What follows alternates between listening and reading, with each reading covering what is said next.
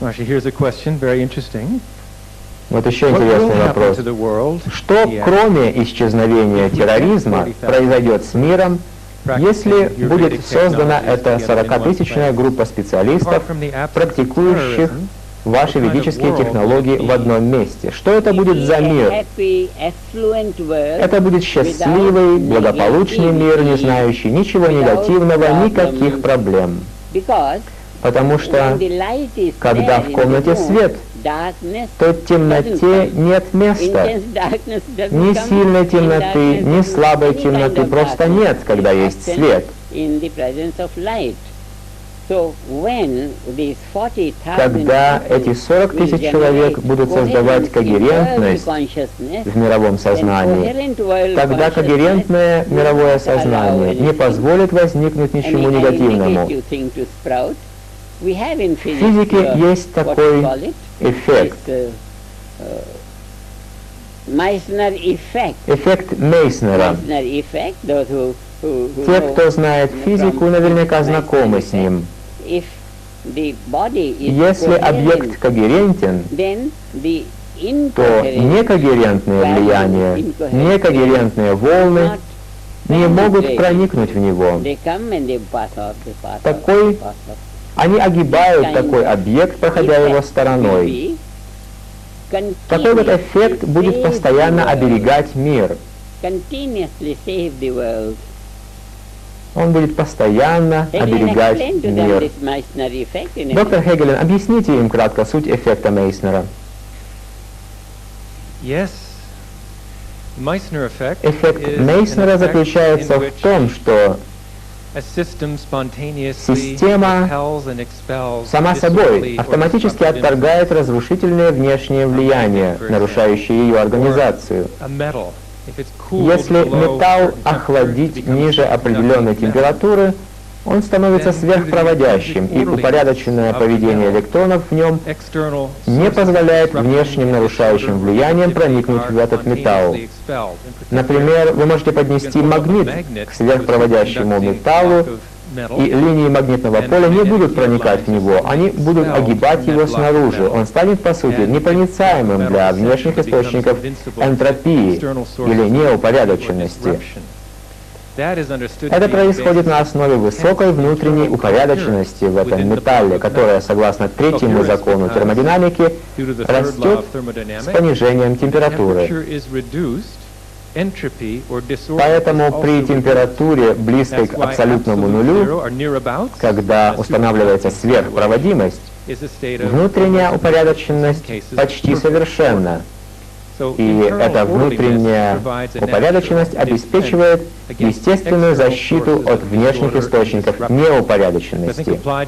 Применительно к национальной обороне, если можно достичь и поддерживать состояние упорядоченности коллективного сознания общества, даже одной группой в одном месте, любые внешние разрушительные дезорганизующие влияния будут естественно устраняться, не допускаться.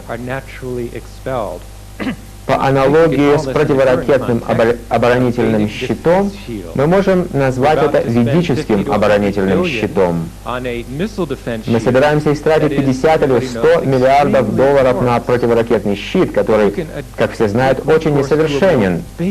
Прибегнув к намного более фундаментальному уровню природного закона, используя единое поле природного закона, мы можем создать несокрушимую броню. Я думаю, что это очень хорошая аналогия. Here's a question, if I could pose. Есть еще один вопрос, я могу его задать. Планируя создание таких групп для себя, правительства могут задаться вопросом, а что нужно Махариши в обмен на это знание и технологию? Что бы вы потребовали за предоставление необходимого знания и обучения ведическим технологиям, если бы какая-то страна, как Соединенные Штаты, решила бы осуществить такую программу у себя? Chooses to implement those programs here at home. Мы можем сделать это где угодно, в любой части мира. Но в Соединенных Штатах это будет стоить, может быть, раз в 10 больше. В Индии есть много-много ведических пандитов, которые будут практиковать и йогические полеты, и ягьи. В любой другой части мира это обойдется намного дороже. Но мы можем это сделать. Если найдется столько денег, если найдутся люди, которые пожелают сделать это в Америке, почему нет? Это можно сделать, потому что это будет именно то влияние коллективной практики яги и йогических полетов, которое даст нам нужный эффект.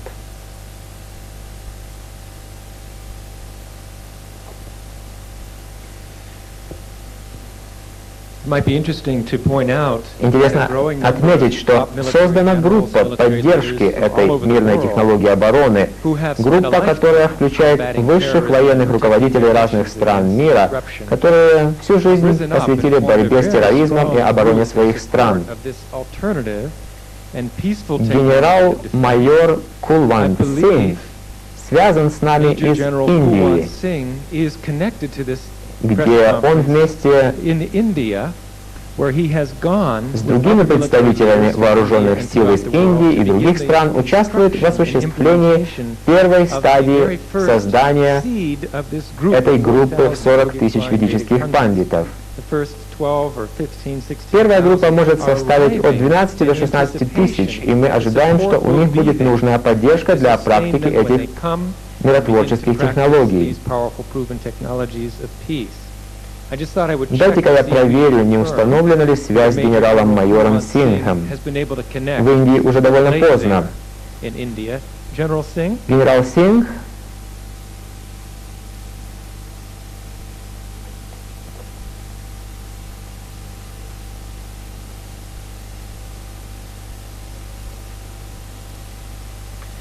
Тем временем у нас есть пара вопросов от представителей прессы. Это Джин Греко из Айовы.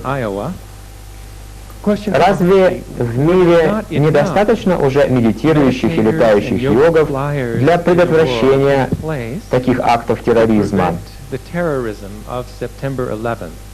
В частности, этого акта терроризма 11 сентября.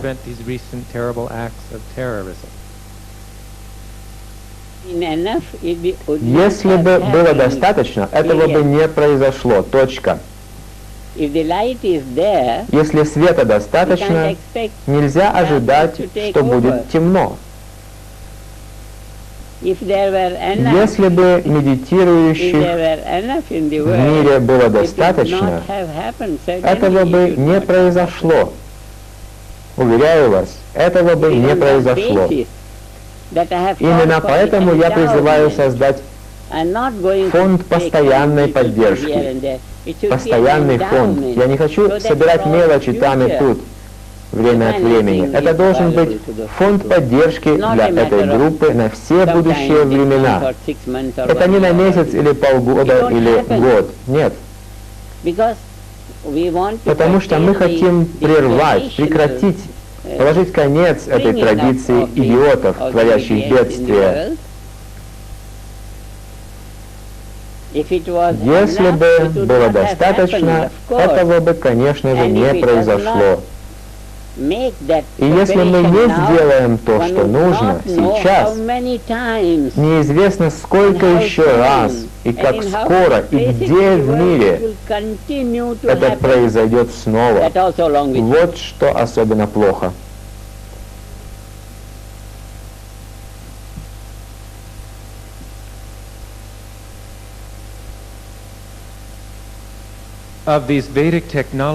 Ведические технологии мира — это профессия. Сколько часов работают ведические пандиты? Сколько времени каждый день занимает медитация и ведические процедуры?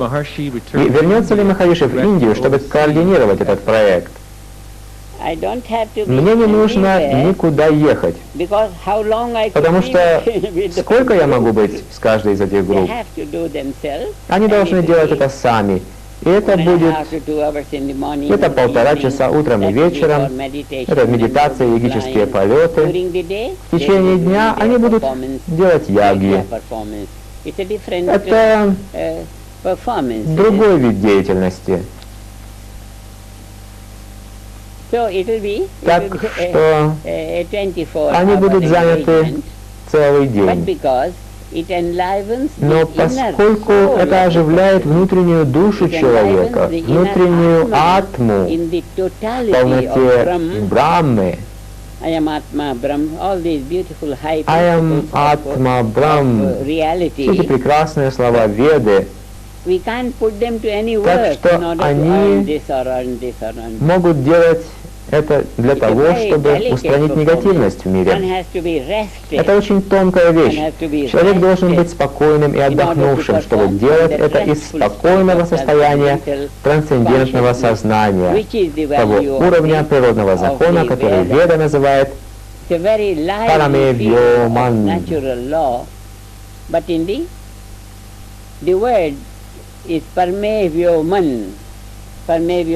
Парамевьоман значит Акаша, трансцендентное сознание.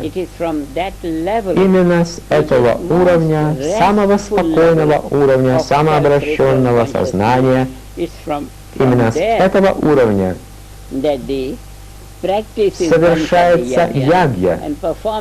С этого уровня совершается ягья. Так что это делается на очень тонком уровне. И чтобы это было эффективно, жизнь человека должна быть посвящена этому самому глубокому уровню полноты природного закона, уровню трансцендентного сознания, который мы находим в Конституции Вселенной. Именно оттуда законы природы управляют Вселенной без каких бы то ни было проблем.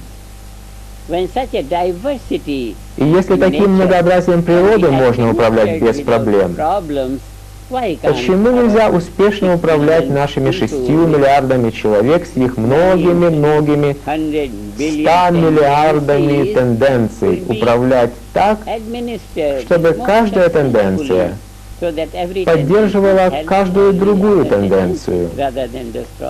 Это лучше, чем разрушать, уничтожать. Разрушение — это варварство. Это варварство. Вот что это такое. Нет более мягкого слова для этого.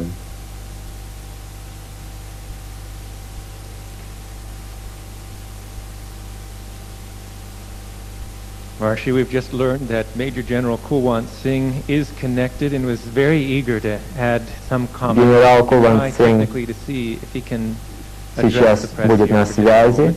And if General Singh, you do speak, it'll have to be, the connection won't be so good, you'll have to probably speak slowly and loudly.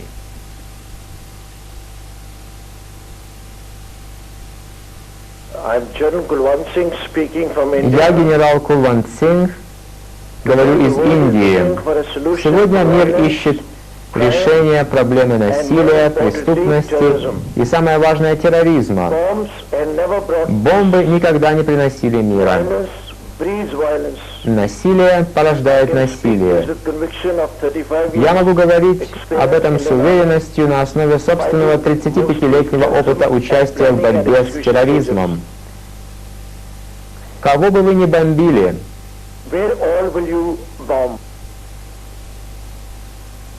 Америка бомбила Вьетнам, Россия Афганистан, Индия Шри-Ланку, и все во имя мира. Мы бомбили и бомбили, сами потеряли много крови и оставили после себя руины. Мы видели не так давно, как страны НАТО бомбили другие страны во имя мира. Какая ирония! Если вы бомбите, чтобы добиться мира, вы никогда его не добьетесь. Потому что нет такого оружия, которое воздействовало бы на коренную причину терроризма. Мы не видим события в правильной перспективе. Если вы хотите установить мир, нужно устранить причину насилия, терроризма и войн. И этой причиной является социальный стресс. Если не устранить этот стресс, не будет конца насилию, не будет конца войне. как сказал Махариши. Это будет продолжаться поколение за поколением. Конца насилию не будет. Решение проблемы терроризма при помощи оружия — это не решение, потому что оно не устраняет основу терроризма, не останавливает его распространение. Терроризм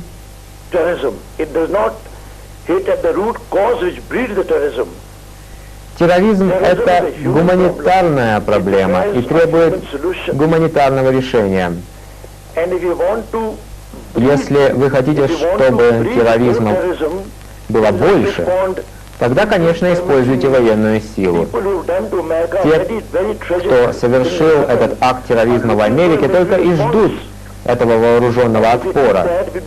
И если это произойдет, это сыграет им на руку. Вы бомбите страну, но вы не сможете уничтожить террористов. Вы будете убивать и убьете множество невинных людей. И может быть несколько террористов. Неужели это нам нужно? Ведь это только подхлестнет терроризм. Это всегда только ожесточает террористов, только ожесточает. Мы всегда сталкивались с этим всюду. Я видел это в течение 2 десятков лет во время работы в Индии и Шри-Ланке. Нельзя справиться с терроризмом иными методами, кроме предотвращения. Это как рак. Вы можете предупредить его, но если он уже начался, вам придется жить с этим. Только всеобщие предотвращающие меры устранят терроризм полностью. И, к счастью, у нас есть научно подтвержденное решение – йогические полеты. Нужно просто практиковать йогические полеты для того, чтобы оживить этот фундаментальный уровень природного закона, который объединяет всю Вселенную.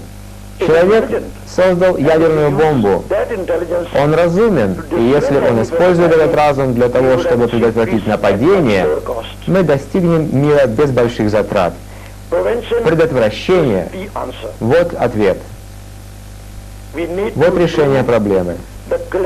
Нам нужно воздействовать на коллективное сознание общества, сделать его более гармоничным, согласованным, если мы хотим установить мир во всем мире. И единственный способ достичь этого — это ведический способ, который уже объяснили Джон Хегелен и Махариши Джи.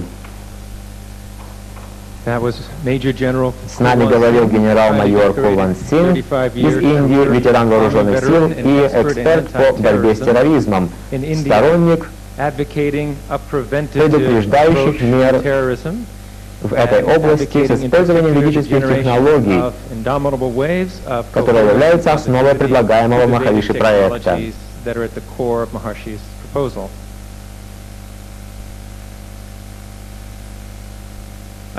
Я думаю, подошло время Махариши обратиться с заключительными словами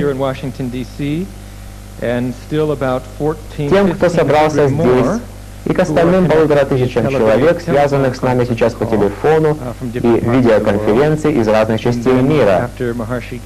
После заключительного слова Махариши, если не будет больше вопросов, мы завершим эту пресс-конференцию и будем надеяться, притворим это предложение Махариши в действие как можно скорее. Наука говорит нам, что у нас есть средства установить мир навсегда, и стоит оно меньше, чем один самолет-истребитель. Махариши, не хотели ли вы сказать что-либо в заключение? Я рад был обратиться к прессе, и сейчас у вас есть возможность объявить миру о том, что наступают хорошие времена. Очень хорошие времена, когда ни одна страна не будет сталкиваться с проблемами, трудностями и негативностью.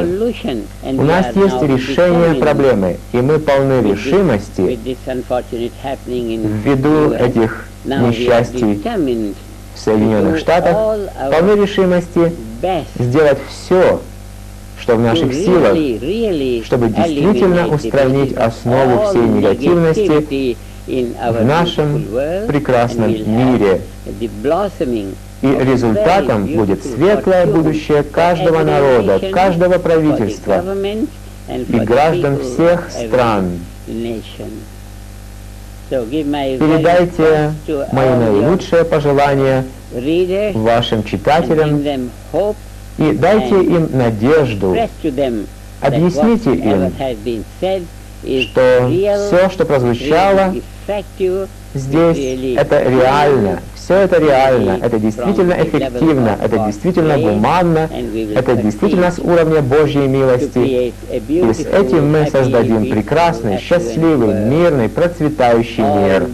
Вся слава Гурудеву. Джай Гурудев.